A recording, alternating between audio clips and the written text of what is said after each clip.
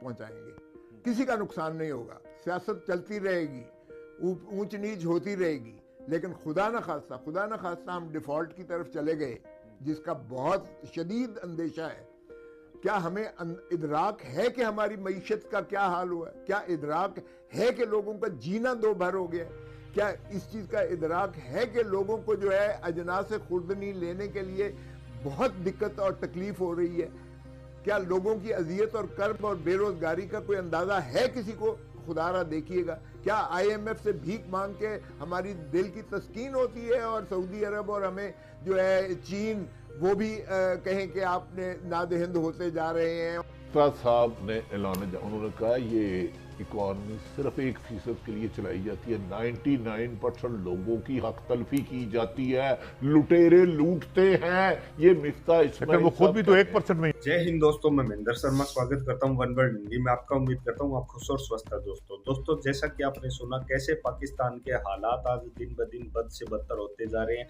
आज पाकिस्तानी मीडिया ने सीधा कह दिया है कि पाकिस्तान में लोग भूखे मर रहे हैं, बेरोजगारी का शिकार पाकिस्तान की आवाम हो रही है। कहीं न कहीं पाकिस्तान के लोगों को सहूलियत वो नहीं मिल रही जो पाकिस्तान की आवाम के लिए सरकार नियुक्त हुई थी। कहीं न कहीं इमरान खान की वजह से भी पाकिस्तान में आज इतना तांडव मचा हुआ है कि पाकिस्तान में कोई भी देश अपनी इन्वेस्टमेंट करना नहीं चाहता। क्योंकि आपने इस डिबेट में स्टार्टिंग में सुना कि कैसे IMF ने भी हमसे मुंह किनारा कर दिया। चाइना, सऊदी अरब जैसे देशों के आगे भी अब कटोरा हम फैलाएं कि नहीं फैलाएं। दूसरी तरफ पाकिस्तान के जो फाइनेंस मिनिस्टर है वो कर क्या रहे हैं, इस प्रकार का विश्लेषण इसमें डिबेट में किया गया। तो दोस्तों देखिए डिबेट और कमेंट में अपनी प्रतिक्रिया जरूर दें। लास्ट में आपसे रिक्वेस्ट करूंगा, चैनल पर नए हैं तो चैनल को सबसे पहले सब्सक्राइब करें, लाइक शेयर कमेंट जरूर करें। दोस्तों जय हिंद, वंदे मातरम, भारत माता की जय। दोस्तों पहुंचाएंगे, किसी का नुकसान नहीं होगा, सियासत चलती रहेगी, ऊंच नीच होती रहेगी, लेकिन खुदा न खास्ता हम डिफॉल्ट की तरफ चले गए,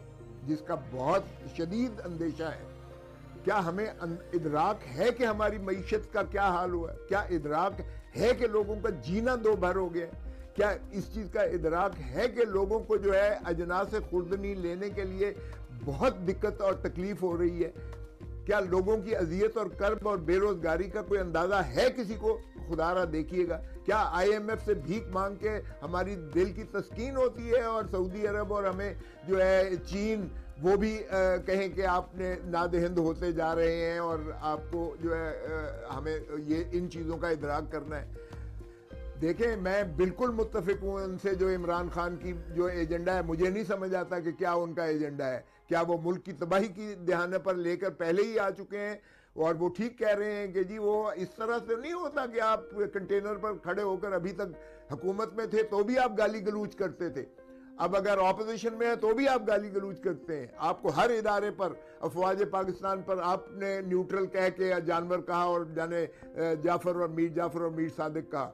आप अदलिया के साथ आपको जो है प्रॉब्लम है, इलेक्शन कमीशन ऑफ पाकिस्तान के साथ आपको प्रॉब्लम है, ऑपोजिशन सारी के साथ आपको प्रॉब्लम है। अरे भाई कहीं तो ठहर जाओ, कहीं तो रुक जाओ। और अगर हम इनको अदम एतमाद के जरिए रास्ता ना दिखाते तो यकीन करें कि इनके टिकट लेने वाले अभी कोई ना होता शायद। अच्छा, ये तो इनको जो है हमें निकाल के, हमें अंदाजा नहीं था कि कोविड आ जाएगा, हमें अंदाजा नहीं था कि इतनी जो है दिक्कतें आ जाएंगी इंटरनेशनल पे कि रूस और यूक्रेन की जंग छिड़ जाएगी और उससे तेल जो है आसमानों पर चला जाएगा और यूक्रेन का, और गैस नापैद हो जाएगा। इस चीज़ का इदराक नहीं था, लेकिन रियासत को हमने बचाया, पाकिस्तान को बचाया। हमने अपने पॉलिटिकल कैपिटल की नुकसान ज़रूर किया है, इसमें कोई शक नहीं है कि इमरान खान साहब को उसकी जो है बहुत ज़्यादा डिविडेंड मिला। लेकिन मैं पिछली बातों में नहीं जाना चाहता। मैं कहता हूं इसका हल क्या है? इसका हल देखें एक ही है कि आपको नेगोशिएट करना पड़ेगा। नेगोशिएशन कैसे की जाए? वो जो फरीक सानी है वो तो मान नहीं रहे ना सर। देखिए खोसा साहब, आपकी बात सर आंखों पे, लेकिन आपने कहा बातचीत कीजिए। अरे भाई आप मानो, आप ओ भाई मानो तो सही। अगर आप माफ कीजिएगा, अगर ये हम तारड़ साहब वाली टॉक करेंगे या अली को बलोच साहब वाली टॉक करेंगे या राना सनाउल्लाह वाली टॉक करेंगे या हम ये जो है जावेद लतीफ वाली टॉक आज आपने सुनी है तू मैं, अगर हम इस अंदाज से करेंगे कि हम तमाम ऑप्शन करेंगे और हम बिल्कुल नहीं करेंगे, देखिए इस तरह सियासत में नहीं होता। You don't close your doors, for God's sake have mercy on this country, इस मुल्क पर रहम करें सारे। मैं ये कह रहा हूँ, मेरा कोई लव लॉस्ट नहीं है इमरान खान के लिए, यकीन करें बिल्कुल नहीं है। लेकिन सवाल ये पैदा होता है कि एक स्टेट ऑफ इम्पैसे में आप आ गए हैं। अदम एतमाद वो नहीं कर सकते, अदम एतमाद मैं आपको बताऊं।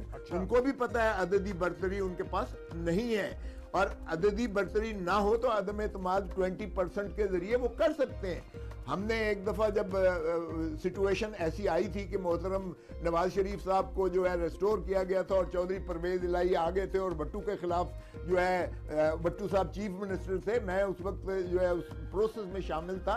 तो हबीबुल्लाह को अगवा कर लिया गया था, जो नेशनल असेंबली का वो था, सॉरी सूबाई असेंबली का जो रजिस्ट्रार था, उसको अगवा करके ले गए थे। हमने पर्चे करवाए थे क्योंकि उसमें दौड़ ये चली थी कि क्या नो कॉन्फिडेंस की मोशन पहले आए या डिसोल्यूशन की पहले आए, क्योंकि अगर असेंबली की डिसोल्यूशन की पहले आती है तो अदम एतमाद नहीं आ सकती। अगर अदम एतमाद पहले आती है तो फिर तहलील की जो है डिसोल्यूशन की तरफ नहीं, वो चीफ मिनिस्टर ब्लंट हो जाता है, चीफ मिनिस्टर का वो हक जो है जायल हो जाता है, मुअत्तल हो जाता है। उनसे सारे काम करवा लिए उन्होंने, मलबा उन पे डाला और बाद में ऐसे तासुर दिया कि जैसे मुस्लिम लीग नून का उनसे कोई तल्लक नहीं था। वजारत खजाना पर कोई तीसरी पार्टी का बंदा बैठा हुआ था और बाद में सारा मलबा उन पे डाल के उनके खिलाफ बयान दिए गए। मरियम साहब ने कहा बिल्कुल हम इत्तफाक नहीं करते इनसे जो कर रहे हैं। अब उन्होंने एक और बयान दिया और वो अच्छा नहीं है बयान हमारे लिए। मैं ये नहीं कहता कि वो गलत है, लेकिन होना नहीं चाहिए ऐसे कि वो कहते हैं जी कि हम कंसिस्टेंटली एक डाउनवर्ड स्लाइड है हमारी, और वो ये कह रहे हैं। और मैं जब इनके बारे में, इनकी रेप्यूटेशन ये है कि सप्लाई साइड इकॉनमी के आदमी हैं और जो उसको थोड़ा बहुत समझते हैं। सप्लाई साइड इकॉनमी का कोई हाल नहीं रहा, तो पल्ले कख नहीं रहा सप्लाई साइड वाले हो जी। 90% चांस हो गया डिफॉल्ट होने के, 16% शरह सूद पाकिस्तान को, एक 16% रिस्क की बात कर रहे हैं। 5 खरब का चूना, 5 खरब का चूना महंगाई चल। अच्छा, मुफ्ता इस्माइल सब तो ये कहते हैं नालायक है, सारे फैसले उनसे करा लिए। पाकि दुनिया में फी बैरल डाल 84 रुपये, कम से कम 40 रुपये कम होने चाहिए पेट्रोल की कीमत पे, कम से कम। अच्छा, इसाक डार ने आके कौन से सोने के दरख्त लगा दिए मुझे बताए ना।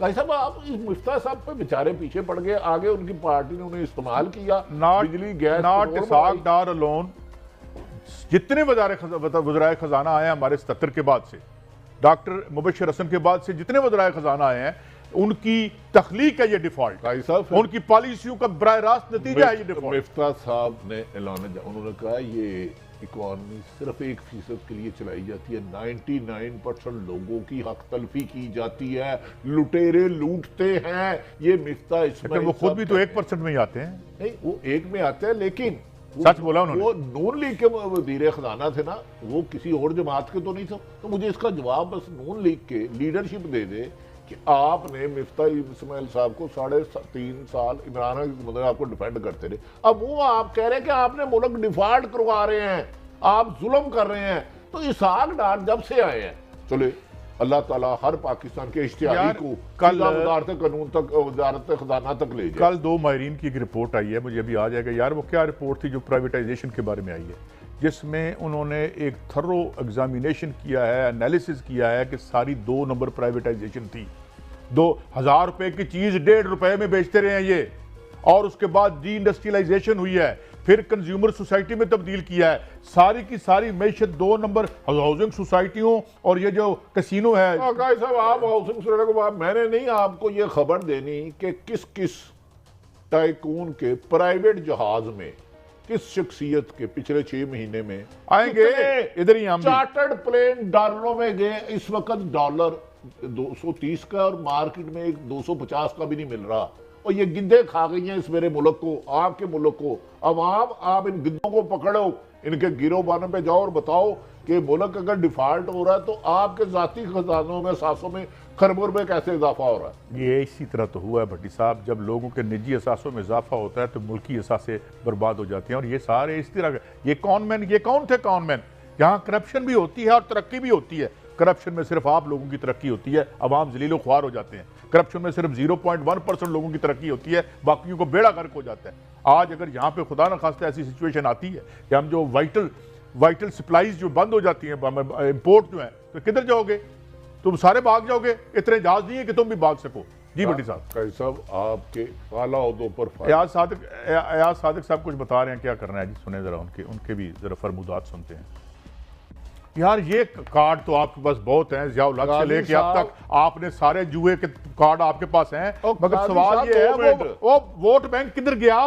काजी साहब यार मियां साहब जो आएंगे तो लग पते जान गए की हवस लालच इंसान को कितना इंसानियत से इमरजेंसी लगाने की बात कर रहे हैं। वो कहते हैं ये कार्ड भी है, यानी कि एक आपकी वजह से मुल्क डिफॉल्ट हो रहा है, आपकी नहली नलायकी की वजह से। इनकी ख्वाहिश ये है, इमरान खान पे ये इल्जाम लगाते थे, तुम कह रहे 6 महीने और दो। ओ खुदा का वास्ता है, हमारी हड्डियां भी बेचनी है और क्या कब्रिस्तानों से मुर्दे निकाल के बेचने हैं, क्या उनका कफन निकाल के बेचना है? और तुम्हारे पास अक्सरियत है नहीं, एक सीट पे है, डिफॉल्ट करने लगे। मिफ्ता इस्माइल आप पर इल्जाम लगा रहे हैं, आप कह रहे हैं कार्ड हो रहा है 6 महीने के लिए। भट्टी साहब ये तो मुल्क के इदारों को अल्लाह हिम्मत दे। ये तो इनका बस चले तो पता नहीं कोई कहाँ से कोई बंदा ले आए और फिर यहाँ पे कब्जा करके भी अपनी हुकूमत जारी रखेंगे, ये वो सेंसिबिलिटी है।